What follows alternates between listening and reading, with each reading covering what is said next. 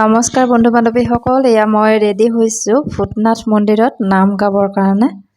তো আপোনালোকে চাই থাকক, ময়ো গৈ আছোঁ তাতে।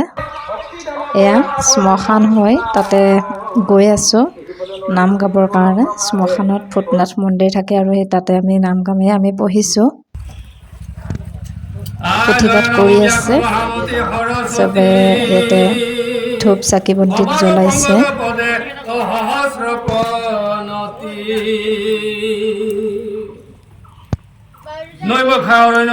এয়া পুথিপাঠ কৰি আছে প্ৰভুৱে।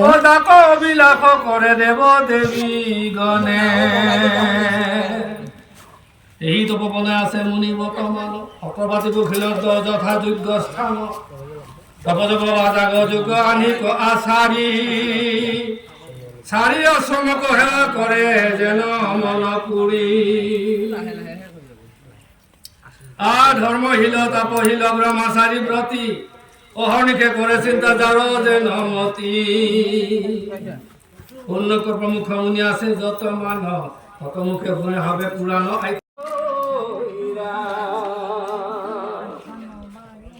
শংকৰৰ মুখে ব্যক্ত হইলা যিটো জ্ঞান তাকে শিৱগীতা বুলি নৈব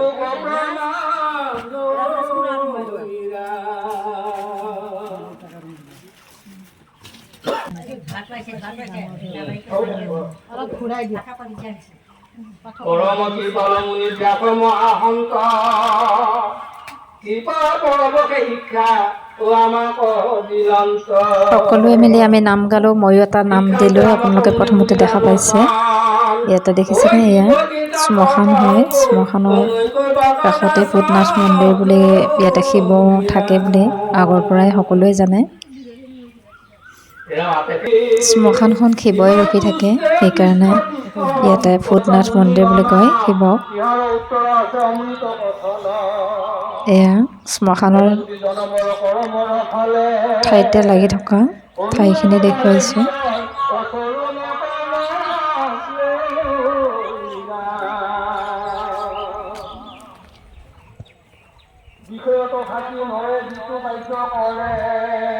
শ্মশানত এনেকৈ নাম কীৰ্তন ধৰাৰ কাৰণে বহুতে ভাল লাগিল, কাৰণ যিহেতু এইখিনি ঠাইত জয়াল হৈ থাকে, এইখিনিতে মানুহ কৰি দিয়া হয়।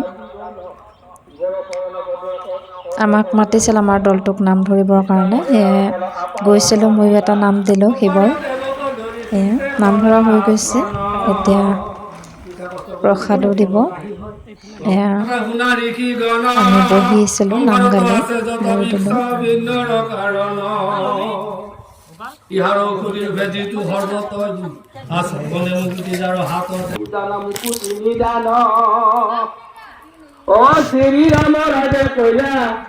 মই অকণমান বাহিৰৰখিনি দেখাই দিছোঁ আৰু মই উঠি আহিছিলোঁ ইয়াত ধূপ লৈ। মই ধূপ জ্বলাম এতিয়া, মোৰ হাতত ধূপ লৈ আছে। মই